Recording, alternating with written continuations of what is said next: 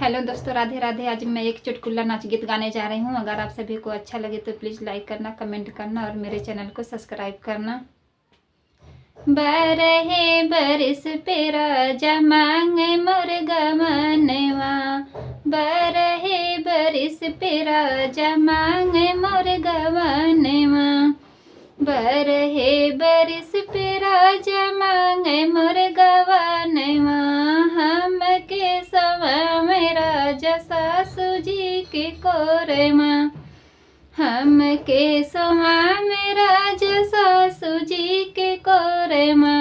अपना सवन राजा खेत खरिहनवा, अपना सवन राजा खेत खरिहनवा।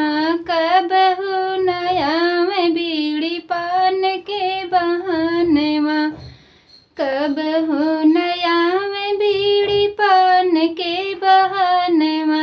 एक दिन अइब कैन पकड़ो कलरवा, एक दिन अइब कैन पकड़ो कलरवा। हथवा बान्ह गोड़वा बान्ह खींच जरे बनवा, हथवा बान्ह गोड़वा बान्ह खींच जरे बनवा। बहुत ससतिया कैनु सासू जी के आगवा, बहुत ससतिया कैनु सासू जी के आगवा। बारहे बरिस पे राजा मांगे मोर गवनवा,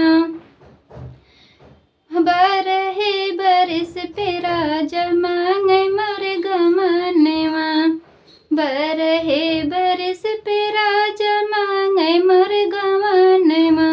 अपना सवन हमके सवा में राजा जेठनी जी के कोरमा, हमके सवा में राजा जेठनी जी के कोरमा।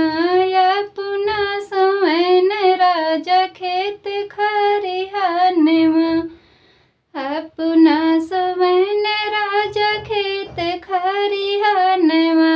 कबहू नया में बीड़ी पान के बहनवा, कबहू नया में बीड़ी पान के बहनवा। एक दिन अइब कैन पकड़ो कलरवा, एक दिन अइब कैन पकड़ो कलरवा।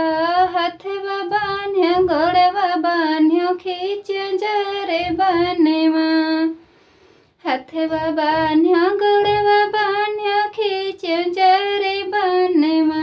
बहुत ससतिया कैनु जेठनी जी के आगवा, बहुत ससतिया कैनु जेठनी जी के आगवा। बारहे बरिस पे राजा मांगे मोर गवन।